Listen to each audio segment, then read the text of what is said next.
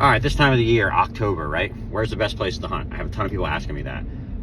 Where's the best place to hunt? Where should I go hunt? Well, that is a loaded question. Where do you have to hunt? Like, if you have unlimited access to areas, if you're asking what type of areas I would look for, because it depends on the property that you're hunting, is going to predicate on where you hunt. So while there are certain things you want to key in on, especially this time of the year, that's a very broad question and a hard one to answer. So I just wanted to give a little bit of insight, my 2 cents on if I'm setting up, if I have these things on my properties, these are the types of areas that I am looking for. Always this time of the year, you're going to look for pinch points and funnels. You know, they are going to be your bread and butter. A lot of deer right now are traveling. A lot of bucks are moving from where they would spend their summertime to where they want to be, because different does come into cycle during different times of the year.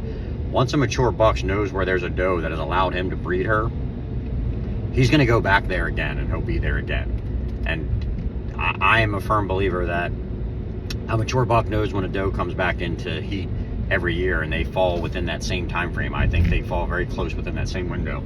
That is why year-over-year data is so imperative. It's so important. Don't get rid of pictures. Don't dismiss a small buck in a picture just because he's not the caliber that you want. Like hold that. Pay attention to that. Look at the time. Look at the date. And then look year over year. And if you're somebody who saves your data and you save your pictures and you save them by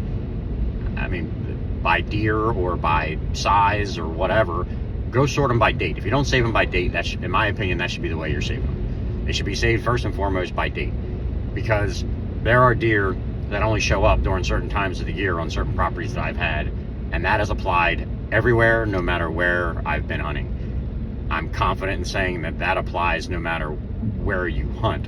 I don't think that that's going to differ anywhere. So no matter what state you're hunting in, if you're hunting whitetail deer, there are deer that show up during only certain times of the year. And when you know when that time of the year is going to be, you have a leg up.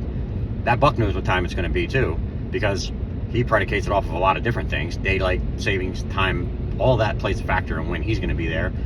But it is uncanny how many different deer that I have that have showed up on a property within a same 2 to 3 day window. Like, there's this time of the year being that time of the year where I know if he didn't get taken on any other property, if he's still around, he's going to be there within these 3 days. That's when I'm going to see my first picture. And I've had properties where I had access to funnels that fed into the property, where if the deer came into the property, I was pretty confident I was going to know it. I had enough cameras up running, just trying to figure things out, trying to learn. So I was over saturating the area with cameras, but I was doing it for educational purposes, for me to better understand our quarry, right? The better you know, the more you know, the easier it is to achieve the goal. And the goal for me has always been, not always, but it's always been an age character that I'm looking for. I want a 4.5-year-old deer or better, or older. That's my I don't care what's on his head. As long as he's 4.5 or older, that's my goal. And I want to do it with a longbow. That I haven't achieved that yet. That is a goal that I'm trying to achieve. So I want a 4.5-year-old with a longbow. I've got them with all the other weapons out there that you're allowed to use. I've not done it with a longbow, and I want to do it with a longbow. So in learning that, you have to, my effective range with a longbow is far less than my effective range with a compound bow. So in order to hone in on that, you got to really understand where and when and why they are where they are. At least that's my perspective. That's what I think.